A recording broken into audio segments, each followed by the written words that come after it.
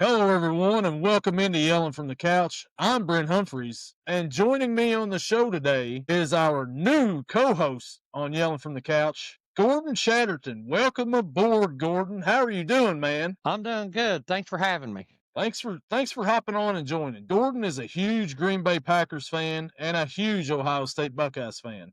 Gordon, tell us a little bit about how you became an Ohio State fan and a Green Bay Packer fan, just a little bit of the background there. Well, becoming an Ohio State fan, I'm from Ohio. I was born in Portsmouth, so it's kind of more like a hometown thing. Green Bay Packers is different. My dad was a huge Packers fan, and I got kind of cemented in it in the early 90s. Yeah, Brett Favre going to the Green Bay Packers and Reggie White, and yeah, I got cemented. Then it kind of locked. I like other teams. There's a couple teams I don't like. I think me and you talked about that once before a while back, and shockingly enough, they're not in my division. Yeah, you do like the Bengals, though, right? I mean, I do like the Bengals. This guy right here, yeah. We get along with the Bengals, saying there's no hate between the Bengals and the Packers, so No, we're good with that on our end, both of us. we even released it. Gordon, yeah, glad to have you aboard. And now Gordon will be joining me every week to preview and recap Kentucky's games, and we're going to preview and recap Ohio State games and some of the bigger games in college football. So buckle up. But first, Gordon, let's get into the stuff here, all right? We're going to talk college football here, but first, there's some big news regarding your Green Bay Packers, and that is yesterday. News that shocked me because I thought for sure at the end they were going to re-sign this guy. Cowboys were, but Micah Parsons gets traded to the Green Bay Packers for 2 first-round picks and defensive tackle Kenny Clark. Man, Gordon, you have got to be happy about this monster trade for Green Bay. I was stoked, absolutely. Well, I look at it, we stole Micah Parsons from Dallas Cowboys. Kenny Clark last year really didn't produce a whole lot. He was kind of half injured most of the year. But the picks, I mean, even if we just make it to the playoffs, that's a late 20s. So that's almost like a glorified second-round pick. It was huge. Yeah. I was ecstatic. I was having what I like to call a happy stroke. Yeah, man. You get Micah Parsons, one of the best, defensive players in the game right now. And, man, you give up Kenny Clark and 2 first-round picks, I'll take that any day, all day. If I was the Bengals, I would have been like, here's 2 first-round picks, here's Myles Murphy. That'd be the equivalent. I'll take that. Yeah, you give me Micah Parsons? You kidding me? Oh, yeah, Micah Parsons. He could have, if they would have done that earlier, like around before the draft, they could have probably got a ton. They definitely would have. I mean, they got a Herschel Walker Hall if they'd have done it then. Yeah, they definitely would have, like they did before. And maybe Jerry Jones, people may be calling him a genius once again. But instead, they're calling him a, old senile man who doesn't know what he's doing, which, seems like the case. More often than not. What do you think the Packers will do this year with Micah Parsons over there on the defensive side? How do you think the season's going to go for him? Before, I was like, I can see our team going 10-7. Now I think we can go 13-4. Yeah, he makes a big difference over there for sure on that side of the ball, especially, with that division. I think that division's going to be down this year, relatively speaking. Now, I thought for sure Minnesota's taking a step back. Detroit's going to take a little bit of a step back. Chicago may take a step up, but Green Bay now, they're coming on.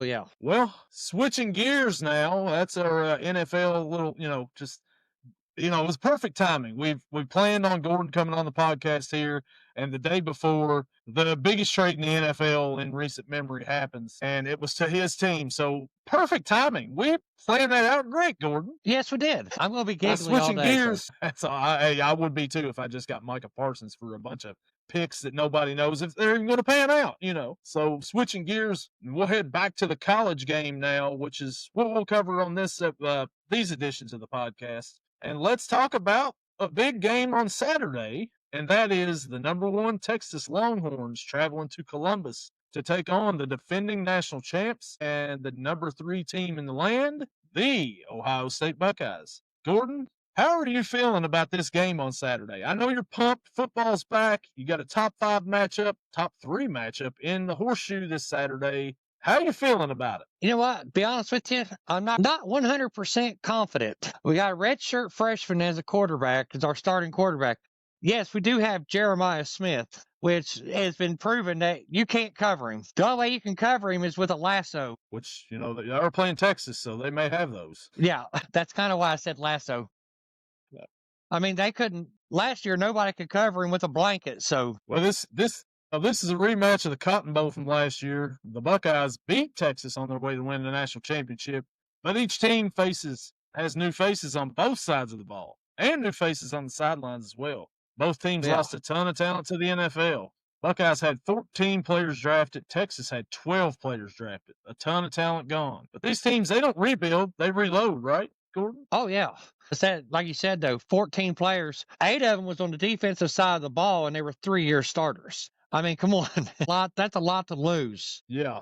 And, there's 11 guys on that defense, so you're losing 8 of them. Yeah. That's a pretty big hit for a defense, especially your first game of the year. You're facing the number 1 team in the land. Yeah, with a Manning as a quarterback. With a Manning as quarterback, yeah. Gone from Ohio State also is the defensive coordinator, Jim Knowles, who took the same position at Penn State. Wow, staying in conference, that's rare. I know. Defensive guy to do that. I know. I couldn't understand that one. He said he wanted a challenge, is what was said. But we did get Matt Patricia, so. Yeah, well, I mean, if you're wanting a challenge, why not go and coach for James Franklin, who would be a challenge because he can't win a big game. So I'm guessing maybe that's his challenge, to try to win a big game for him. I don't know. Last year, the Buckeyes ranked first in yards allowed, first in scoring defense, and first in red zone defense. That's a big loss for, like you said, all the players and the coordinator.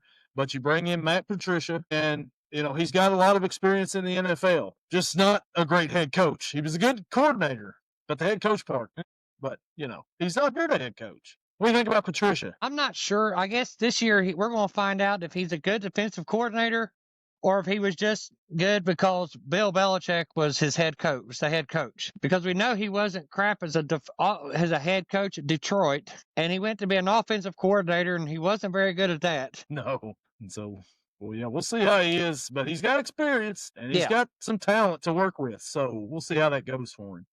Maybe so. We'll see how it works out for him. In addition to losing Knowles, defensive coordinator Chip Kelly leaves to go to the Raiders. I think. Did he go to the Raiders? Yeah. Yeah, Raiders. Defensive coordinator of the Raiders. Now, his replacement is former OSU wideout Brian Hartline, who was the coordinator in 2023. What do you think about Hartline taking over as coordinator? Well, considering our best player is a wide receiver, that's actually a really good call. Brian Hartline was a good receiver. He wasn't great. He wasn't like the standout, but he was solid and reliable. He was kind of like that guy that always went to, the check down Charlie, the 10-yard guy for the first downs. He was Mr. Reliable. He didn't drop. Yeah, and he got a little bit of pro playing time in the NFL after that. So, yeah, he made something Miami Dolphins, I think. Miami Dolphins, yeah, that's it. His little brother played quarterback at Kentucky, Mike Hartline, who was decent. He was a decent quarterback there. But those aren't the only changes for the Buckeyes. They will replace quarterback Will Howard, or as we like to call around here, Will Harvard, with redshirt freshman quarterback Julian Just Saying. Saying's a 5-star recruit because, of course, he is. What do you think about Julian Saying, Gordon? I said the verdict's out. If he beat out seniors and juniors, I have a little bit of confidence in him, but I have to say it's just got to be a little bit because Texas has got a good defensive line, and they are going to be gunning for him. They're going to try to rattle his cage. I'm kind of excited to see what kind of poise and demeanor he can bring out. Yeah, he's going to have some help out there, and it's in big-time playmaker sophomore Jeremiah Smith, who had 76 catches, 1,315 yards, and 15 touchdowns, all freshman records at Ohio State. Well, yeah. What else can you say about Jeremiah Smith, right? Oh, my God.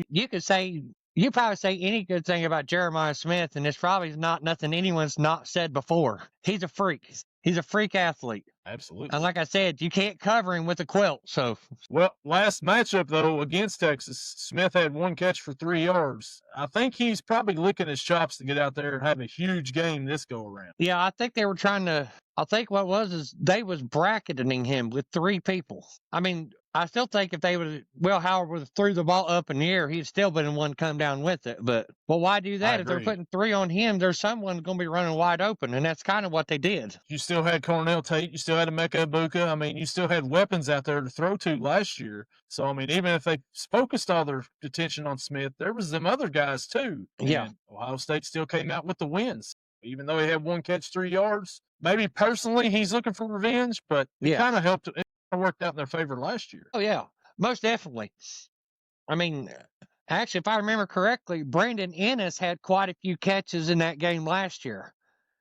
He's on the team again this year, and so did Cornell Tate. Right. He was drawing so much attention. Yeah. And also, you know, he's got Cornell Tate, Brandon Ennis back again this year for some weapons out there. So they're not, you know, it's not like there's nothing out there after Smith. You've still got weapons out there for Julian, just saying, to throw to. The area that I'm worried about other than quarterback is the running back. James Peoples was decent last year, but then again, he didn't get a lot of playing time. I mean, he had Travion Henderson and Quinshon Junkins in front of him. It's not like he was going to be a massive play, but he had some flashes. I'm hopefully optimistic about the running game this year. Yeah, so they're losing, was it Smash and Dash? Is that what they called them last year? Was that Quinshon Junkins and Travion Henderson's nickname that they give for him? I think so. Yeah, so Smash and Dash, they're off to the NFL.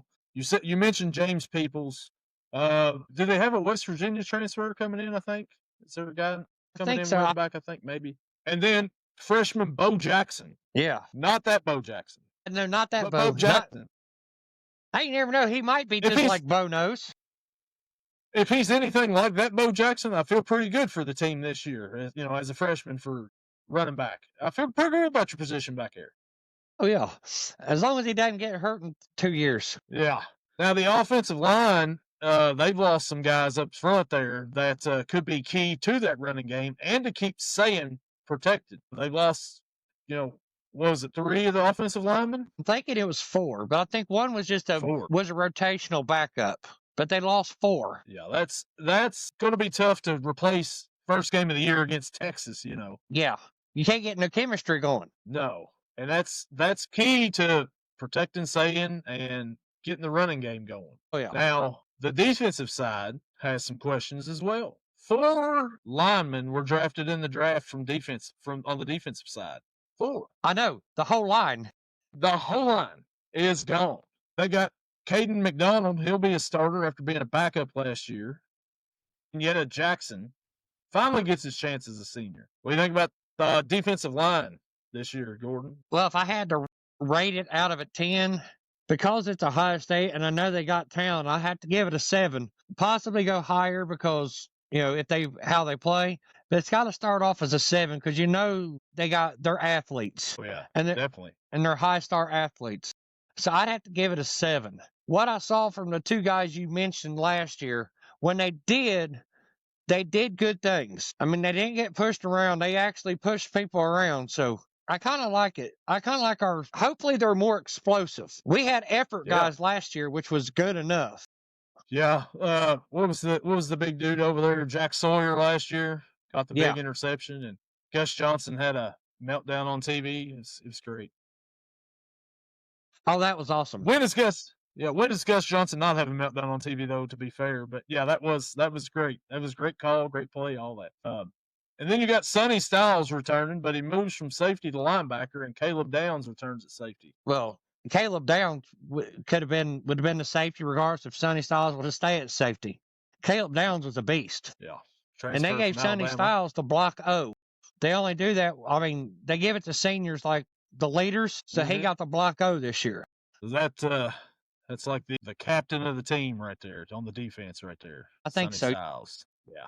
And then, so there's Ohio State right there. So they are facing Texas. So we'll talk a little Texas right now. And Texas is starting a new quarterback, and he's got all the hype in the world because he's a Manning. Arch Manning takes over for Quinn Ewers, who started at Ohio State, went to Texas, was decent. Arch had a 67% completion rate last year, 939 yards, 9 touchdowns in limited action. Unlike his uncles, Arch can run the ball really well. What do we think about Arch Manning, Gordon? As far as throwing the ball, he wouldn't scare me as much as Peyton would. But as far as running the ball, he terrifies me a whole lot more than Peyton or Eli would. I did see him do that little, what was like 30-some yard scamper last year, and he was actually gaining ground on people. He was losing them. That bothers me. I don't like that. Yeah, especially with that last name Manning. Yes. Yeah, he needs didn't expect that. Yeah, no, he needs to put some Forrest Gump braces on his legs so he can't run. Yeah, that would really help out on Saturday, for Ohio State, because I don't know. It's gonna be but he's got some wheels, but he can throw it around a little bit too. I mean, he played pretty decent last year when he come in for Quinn Ewers, but yeah. And then the running backs, Jaden Blue, he heads off to the NFL, but the running back room is still got some. I mean, unlike Ohio State, they've got some guys coming back that have played and have proven themselves a little bit. C.J. Baxter returns from injury, and Quintravion Wisner rushed for over 1,000 yards last year. You got that 1-2 punch there in the backfield. Gordon, what do you think about the running backs for Texas and how they match up against Ohio State? Gotta say, I don't like them. But no, but honestly, though, if they scare me because they can run people over, and they can run the bigger guys over. And they can shake them, too. It's not like they're slow. They got good speed. I'm just kind of hoping with our 4- and 5-star recruits on the defensive line, we got some beef, because we're going to have some beef to be able to stop it. The linebackers, Sonny Styles is a great run defender, but he's kind of light. So, yeah, there's a little bit of concern there. But overall, I like our chances. Yeah, it should be a good matchup. That's probably the strength of Texas right there, is their running game. Because Arch, everybody's talking Arch for Heisman and everything, which is fine. I mean, he may be a Heisman contender, but he hasn't proven it for a whole season yet. So we'll see how it is. And he hasn't, his first game starting at the Horseshoe, you don't know how he's going to come out and react. I know he's probably used to the fame and all this by now, so it might not bother him at all, but it still is his first game. He's going to have those jitters. We'll see if Ohio State can get to him and rattle him a little bit early on. Exactly. I have 105,000 people in the Horseshoe. The only thing that's going to be kind of normal for him is it's probably going to be warm. Yeah, it'll be warm, but it's going to be loud. That place is going to be rocking and ready to go Saturday at noon, big noon kickoff. Our receiver Ron Wingo is back this year, and DeAndre Moore for the wide receiver group. Anybody special over the wide receivers? I know your Packers drafted Matthew Golden, a former Texas receiver, in the first round. Yes, the Packers took a wide receiver in the first round. Yes, finally. They never do that, hardly ever. Gordon, what do you think about the wide receivers for Texas this year? I think Ringo is probably the best receiver they got right now, as far as what I saw from last year. I like his route running. He's got good speed. His route running is, I would say, probably an 8 out of 10. He's very good at being where he's supposed to be, but as long as I got Caleb Downs in the back there, I'm okay with that. And then the offensive line for Texas, they also are rebuilding, much kind of like Ohio State is. So that's also, that also plays a key into protecting Arch and the running backs. But with a team like Texas and a team like Ohio State, you lose all that talent. Like I said, you don't rebuild, you just reload. And that's what both of these teams have done. So, I mean, the battle of the offensive line for Texas and the defensive line for Ohio State, it's going to play a key part in this game for sure, with both of them being inexperienced. Oh, yeah. Or not as much experience as before, right? Right. There's going to be a little bit of a learning curve for cohesion, but... And then on the defensive side, Texas, they've got linebacker Anthony Hill over there. What do you think about Texas's defense? Considering who they lost last year, or lost as far as their talent wise, I'd say it might be as good as it was last year, but I think it's going to take a step back. Yeah. I think so too. I think they might drop a few spots as far as their national ranking on defense. I mean, Ohio State's going to take a couple steps back too, but right. Yeah, I think by the end of the year, though, they'll both be up pretty good. Maybe not like last year, but I think they'll both end up pretty decent on the defensive side and offensively. So Yeah, go ahead. No, I just don't. I said, they lost 2 edges from Texas last year in the draft because, of course, my team drafted one of them. I think it's going to actually hinder them a little bit because they were really good. Yeah. And once again, there's another key battle is the Texas defensive line and the Ohio State offensive line. With once again Right. the same. I mean, both sides, both teams' offense and defensive lines. Those two are going to be battles that are probably going to be keys to the game, big keys to the game. And whoever can win those battles is probably going to win the game. Absolutely. I have faith in my boys, though. Not 100%, but I got faith. So your Packers, they just drafted all the Texas players from last year. They must have really liked that team. Must have. I was wanting them to draft a guy from Ohio State, but they didn't do it. Pittsburgh drafted him before we could get him.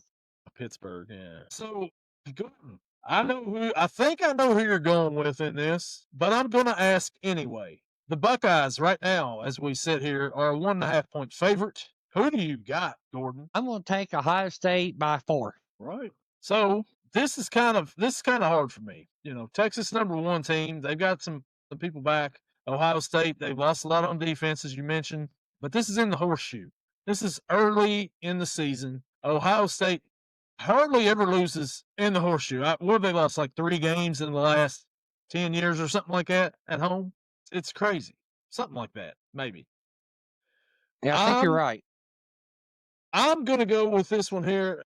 Man, I'm going Ohio State as well. I think Ohio State wins by a field goal. This is going to be a heck of a ball game to start off the college football season. I don't care about Boise State and Southern Florida playing last night. I don't care about Cincinnati and Nebraska playing last night. I don't care about Iowa State, Kansas State last Saturday in Ireland. This is the official kickoff to college football. It's Saturday, and it gets kicked off in the horseshoe with the Ohio State Buckeyes defending their national championship to win against Texas, Arch Manning, and the #1 Longhorns. Give me the Buckeyes, Gordon, to win by a field goal. Hey, we're pretty close there. I predicted 4 because... So they're having the big noon kickoff, right? And I guess Fox has a deal with the Barstool guys, right? What are your thoughts on them not letting Portnoy allowed into the stadium? Did you see that? I'm sorry, what was that? Did you see that news? So the Barstool guys, they have a deal now with Fox Sports. And in that, during the big noon kickoff, the guy from Barstool, Dave Portnoy, he's a big Michigan guy, right? Yeah. And he's supposed to be on the big noon kickoff. But Ohio State, I guess, has banned him from being inside of the horseshoe during the big noon kickoff.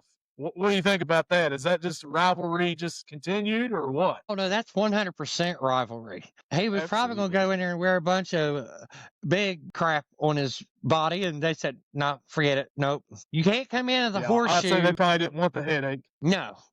You can't come in the horseshoe wearing that crap. Yeah. I'd say that was a big part of it there. But I just seen that story, and I'm like, man, it's just the rivalry continues. It doesn't matter if it's the first game or the last game. That rivalry is 365. Oh, yeah. Yeah. So if you're from Ohio State, you don't like Michigan no matter what they play. Yeah. Yeah, I'm surprised you even said that right there. I mean, usually you refer to them as that team up north. So no, I normally refer to them as the crap, but I didn't this time. Oh, man. Well, so that is our Ohio State Texas preview. Now we're going to move on to another game that we're going to talk about here, and that is my Kentucky Wildcats as they take on the Toledo Rockets in Kroger Field at 12:45. This is the second meeting between the two schools, the only other one coming in 2019. Kentucky winning that one 38-24. Now, last week, we went over the Toledo game when I had Dan, the Rocket Man Savage of the Midnight Blue and Gold Launchpad podcast. Now, today we're going to focus on UK side of things and how they match up. Gordon, what are your initial thoughts on this game right here? My initial thoughts is I'm kind of wondering with the new quarterback, Zach Calzada, I'm not sure that might be how you pronounce his name, not 100%. It is. If he could be if way Kentucky played last year, if he is competent, he doesn't have to be great, just good but competent, like, whenever the games are pressurized a little bit, can still hold some contention. I could see Kentucky going 9-3 this year. Man, I like that. I mean, I like that confidence right there. Yeah, they got Jamori Macklin. He's got. We know he's a relative of Jeremy Maclin, a good NFL receiver. If he can, I mean, he should, and he's going to be their primary receiver. They got good receivers, and they always got a decent running game. I was sitting there looking it up, and I saw that guy's name, and I was like, Dante Dowdle? Mm-hmm. There's a Rico Dowdle for the Dallas Cowboys. Cowboys, no Parsons. But Dante Dowdle, I don't know how good he is, but obviously he has to be pretty good. He's a transfer. He transferred from, I'm not sure if I know. Nebraska. Yeah. So your quarterback and your running back both transferred from another school. I think you got a 9-3 record coming if he's competent. If he can keep his composure whenever the games are pressurized and not be like Will Levis and miss everything when they're I'm sorry, Brent. You're my buddy, but I know that hit close to home. Yeah. Hey, Will Levis made spectacular plays in the NFL for the other team, but still they were spectacular, okay? Yeah, but if this sack, I mean, if he's even above average on the pressured games, the big games, like the one at the end of the year when you play the team that's from Loserville, Loserville. Mm-hmm. I can see y'all being 9-3 easy because I mean the other teams in the SEC are not what they used to be.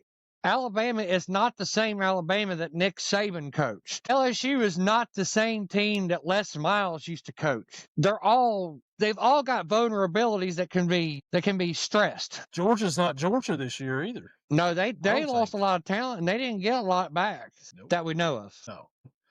Last year, Kentucky went 4-8, 1-7 in the SEC. They struggled offensively, ranked 119 nationally in scoring, 20.6 points a game. Defensively, they were solid. They allowed 22.1 points per game, 33rd nationally. Mark Stoops is in his 13th season. Got a revamped roster with transfers all over the place. All kinds of transfers here, there, and everywhere. But so this first game of the season against Toledo won't beat themselves, so Kentucky needs to be disciplined. That's some stuff they've had issues with in the past. Discipline, they need to. So we'll see if they can stay disciplined. Toledo, they're a preseason pick as the MAC favorites. Last year they went 8-5, 4-4 in the MAC with wins over Mississippi State and Pittsburgh for power wins. But I mean, come on, listen to what teams they just beat, right? And they return an experienced core, including Tucker Gleason, a veteran secondary. Offensively, they were 66th in the nation. Defensively, 47th. They're under head coach Jason Candle, who's in his 10th year. So they're a trendy pick for an upset. And, I don't know about that. People just see Kentucky's getting all these transfers and they think, oh, well, it's Kentucky. They went 4-8. They're picked 15th in the SEC. Toledo's picked a win. They may have hopes of making the playoff. They can beat Kentucky. Kentucky's still a decent team, even with all the transfers. Mark Stoops had a down year last year. He's still a decent coach. He's not great, but he's decent. Actually, to be honest with you, I think I'd have to give Mark Stoops a 6.5 out of 10 on the head coach. I think he's very good at working with, because let's admit, he don't get 5 stars. No, he doesn't. He doesn't get 5 stars. Yeah, I mean, don't get me wrong. They had some really good players back in the day. They had some players that could have went just about anywhere else. But I said, though, if last year the problem with Kentucky is they did not get good quarterback play, not in the game not in the pressure games. So this year, I'd say if he can just play competent and complete passes, I mean, average like 180 yards passing a game, I mean, and consistently do it, like in the pressure game, still get close to 180. In other words, make the passing game a threat. The way they run the ball, I can see him getting the 9 wins pretty easy. Well, I'd like to tell you, I like to see 11-1, but I don't see that. I mean, they could do it, but 9-3 is a pretty good record. So we look at the team here, and you've got left tackle Shaez Pete, transfer from New Mexico State. You got Joshua Braun out of Florida, guard. Jagger Burton returns to Kentucky. Jalen Farmer also returns. And Alex Loschlager, which sounds like some sort of a drink you would get overseas, from Bowling Green State. That's your line this year. So they're saying this is the Big Blue Wall once again. And that's where Kentucky had their success before, was the Big Blue Wall. That's when they were winning 10 games constantly and going to some big bowl games. Zach Calzada, as you mentioned, is the transfer quarterback, number 1, who beat out Cutter Boley, who I was in favor of getting was Cutter Boley because I thought he played great last year at Texas and played decent in some of the opportunities that he got. Running back Dante Dowdell from Nebraska. Seth McGowan is the other guy from New Mexico State. He started out at Oklahoma. He was a 5-star coming out of high school, but he got into some trouble. Yeah, so I like the running backs. I think that they've got, if they can get good, if they can run the ball like they did when they had Benny Snell, Chris Rodriguez, and all them guys, it's going to be a good year. I can see your 9 wins there. Yeah, I said most time if the running game is, I don't never have an issue. I don't ever think they're ever going to have a problem with, but it's the quarterback. If he can't complete passes to these receivers, then they just focus on the running game, and that's where the issues for Kentucky has been the last 2 or 3 years. Yeah, Calzada's still got to hit his receivers, and he's got some weapons out there. As you mentioned, Jamori Macklin. He's in his second season at Kentucky. And then you've got Hardley Gilmore, who transferred and came back. He was a 17-year-old last year. He transferred out and then transferred right back in like a couple of weeks later. It was strange. I don't know. Then you got J.J. Hester from Oklahoma and Kendrick Law, wide receiver from Alabama, coming in. So there's some potential in that wide receiver room if Calzada can hit his guys and stay upright, which that's part of the big blue wall. And at tight end, you got Josh Caddis and Willie Rodriguez, who I think could be a superstar tight end. Well, the tight end is always the quarterback's best friend. Always the safety valve, right? The tight end? Yes. Oh, yeah. Anytime you're getting used to a new system, tight end is your best friend. So across from them, on the defensive side, you have scheme of Toledo. They've got a 6-year defensive coordinator. He runs an aggressive 4-2-5. You've got secondary, got some NFL potential back there. Safety Emmanuel McNeil-Warren and Avery Smith. And so it'll be interesting to see. They run the 5 DBs back there, how they'll handle Kentucky's offense. No, I did not know that. I'm glad you brought that up. Defensive coordinators running base nickel is really rare anymore in college. I mean, there's kind of a nickel of 3-3-5, which was what West Virginia used for a long time. But a base 4-2-5 is very rare. You don't see it very often. More likely they go with a 4-3 or sometimes a 5-2 because they definitely want to stop the run. Wow. It's kind of make you thin on the linebacker, but right. But it's a different defense there. But they're excited about their secondary for sure. They think they've got some NFL talent back there, and it'll be interesting to see what Kentucky tries to do. If Kentucky can run the ball on them and then maybe take some shots down the field and test those defensive backs, we'll see how it goes. No. No, if you get them big old running backs in the backfield, then normally them corners got to make business decisions that they don't want to make. Yeah. So Bush Hamdan said, that's Kentucky's offensive coordinator, said that they'll go tempo. They'll go NASCAR after explosives to lock Toledo in their base and prevent disguise packages. So that'll be interesting to see how that goes for them. Oh, yeah. So Toledo's off. Oh, go ahead, Gordon. Well, no, I didn't say no. It's going to be an exciting weekend of football. Oh, yeah. And so we go to the other side of the ball, though. For Toledo, you've got quarterback Tucker Gleason, who's returning, who they like there. And then you got wide receivers Junior Vandross and Northern Illinois transfer Travion Rudolph. But that running room, man, we both know the running back at Toledo. He was a former Ohio State Buckeye. He was a disappointment at Kentucky because injuries kind of held him up a little bit. Chip Trainum is the running back for Toledo. Gordon, what do you think about old Chip over there in Toledo now? I like whatever. Chip played for Ohio State. I called him the Tank.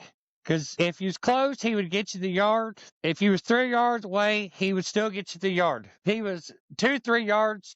He did have a few runs where he broke out. Like when we played Notre Dame, he did end up having a touchdown, but we had to start him because Travion Henderson and the other run our starting that year were both injured. We started training him. He didn't do terrible for us. He never had no breakout game. But one thing's for certain, you definitely got to have linebackers on the field to take him down. If he gets to the secondary, he's going to push corners and safeties down the field. Because he came in as a linebacker. Oh, so I did not know that. Well, I knew that. I didn't know he started out as a linebacker. That's interesting. Wow. So the Jason Candle's offense is spread-based with quarterback involvement in the run, zone, read, RPO, and play action quick tendencies that persist from year to year. Who's across from you? Who's across from them on the other side? The defense for Kentucky. Brad White is in his 7th season as defensive coordinator. You've got cornerbacks J.Q. Hardaway back and DJ Waller, a safety Ty Bryant, and Jordan Lovett, all returning from last year's team. So there's that consistency right there. Then in the middle, you've got Devarian Rayner, who is a transfer, and Quashid Scott, also a transfer in. Then up front, you've got Khalil Saunders, who's back, and David Gusta. So, I mean, Kentucky's got some guys coming back from the defensive side of the ball, which a defensive unit which wasn't horrible last year. I feel pretty good about the defense this year, Gordon. I feel good about Kentucky's defense, too. The more I look into it, the more I like what I'm seeing. Because they're not only getting stronger, but they're getting faster players, too. I don't see them going much of anywhere. I don't see Toledo getting too many scoring opportunities. Yeah, and then on the other side of the ball for Kentucky, I mean, they should be in 12 personnel, 2 tight ends, everything, and then run the ball. I would run the ball down Toledo's throats because that defensive line is not experienced for Toledo. I would like to. So go ahead. Sorry about that. As I like to see Kentucky get it. They should be able to hit the 200-yard mark in the game. I mean, between their running backs, it's going to be like 2 or 3, but they should be able to hit 200 yards. Yeah. And so that brings us now to Kentucky is a 10.5-point favorite as of right now. It started out 12.5, I believe. It got down to 7.5 last week at one point in time. But now it's back up to 10.5. Kentucky's a 10.5-point favorite. Gordon, do you like for Kentucky to cover this spread here? I would say Kentucky by 14. I'm with you. I'm totally with you on this. I think Kentucky wins by 14. I was kind of a little bit nervous about it to begin with, and then I start thinking everything. I'm like, okay, I think Kentucky can win this by 14. They'll cover that spread. Toledo may run the table after this right here and still get into the play, whatever, but they're not beating Kentucky at Kroger Field this Saturday. Cats win by 14, and I'm starting to get some confidence about the rest of the season as well with Kentucky, which we'll go over schedules here in just a second. But, yeah, man, I like Kentucky to win. I like them to win by 14. I'm with you all the way here on this one, man. We're agreeing on both of these. The first show, and we're pretty close on both of our predictions. Gordon, what do you think about that? Great minds think alike. Yeah, that's it. That's what I'm going with, too. So let's run down the Ohio State schedule real quick, and you tell me win or loss just real quick. And I'll tell you the same with me. Texas on Saturday. Win. Of course, win. Grambling next week. Win. Of course, Big we win. don't even need to talk about that. Ohio. The Ohio Bobcats. Win. Win. Big right? win. Yeah. 3-0 right there. At Washington. That Win. should be a win. Yeah. 4-0. Minnesota at home. Win. Win. Illinois on the road. That's actually tougher than what you think. They got good secondary. That's going to be closer than what you think, but I think Ohio State wins. I think so too. Is it Brent Bielema? Is he the coach up there? Yeah. That's all you need to tell me. Ohio State wins. Next, at Wisconsin. Another good game. Of course, now all this is subject to how the quarterback plays. We can review this, go back later, but I still see a win. I see a win too. Penn State comes into the horseshoe. Who you got on that one? I got Ohio State. Penn State don't win big games. It's James Franklin's the coach, so. Yeah, I got you there too. At Purdue, sorry. So, yeah, Purdue is who they play after that, and I got them winning that. I'm sure Gordon's got them winning that too. UCLA, I got Ohio State winning that. Rutgers, I think they win that. And then at Michigan, it's at Michigan once again. They've got them 3 years in a row.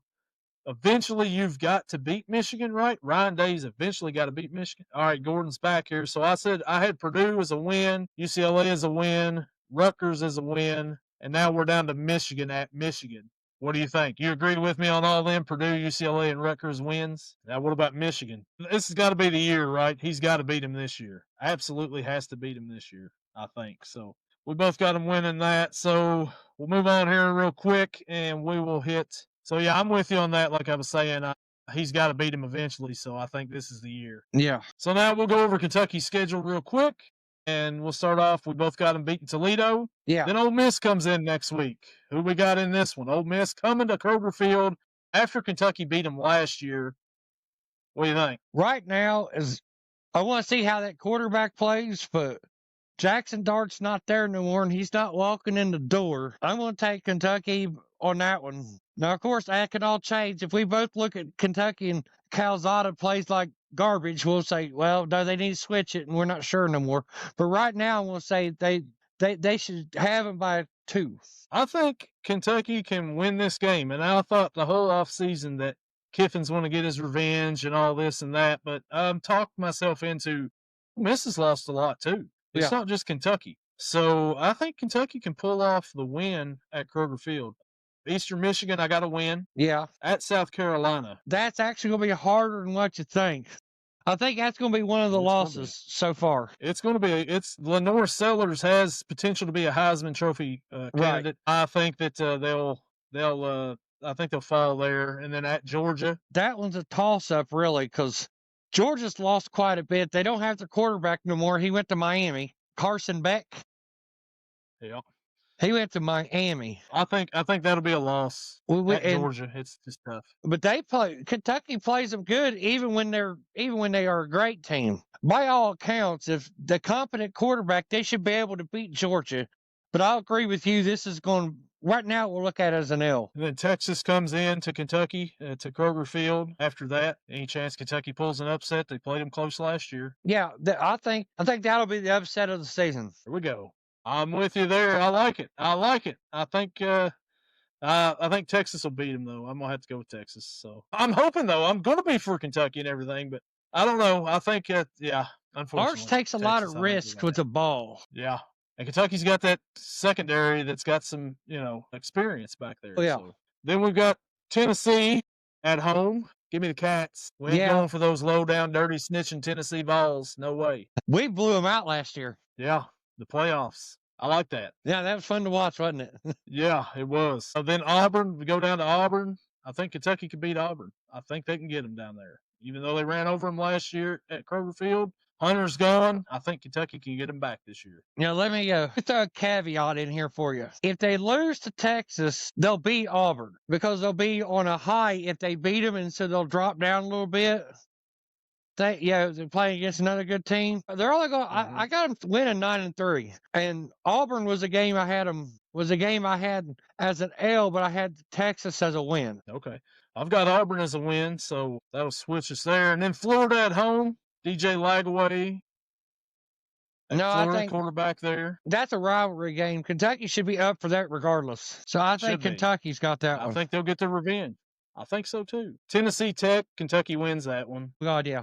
At Vandy, Diego Pavia, Kentucky. He needs to come off his high horse. Kentucky wins.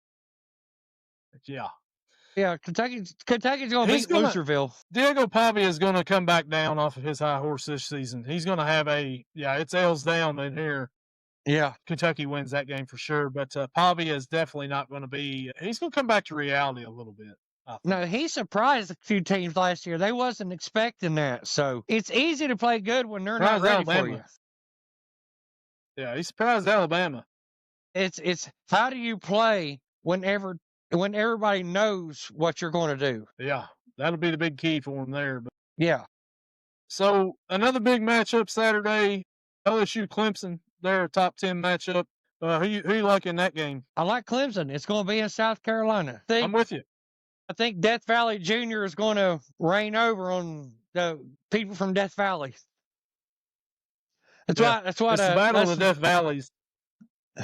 Yeah, that's what Kelly called Clemson. Said Death Valley Jr. Little Death Valley. I don't think Brian Kelly should be talking smack to anybody in the first week of the season because he's 0-3 so far as an LSU coach against top teams in the first game of the season. So, well, he's really talking smack regardless. So hey, it's funny though.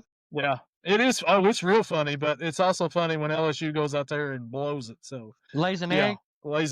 And then Sunday night, you've got Notre Dame and Miami, another top 10 matchup. Who you like in that one to begin the season? Carson Beck starts at quarterback for Miami.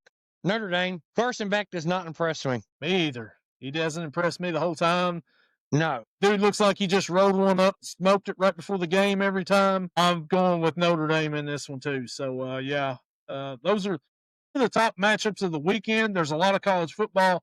Football is back, Gordon. I'm pumped. I'm excited. I'm ready. I can't wait for this season to get started. And next week when we get on here and talk, we can actually talk about some games that happened and not about games that's going to happen. What do you think, Gordon? That'd be awesome. Oh yeah, And you say we'll just dissect those games. yeah, absolutely.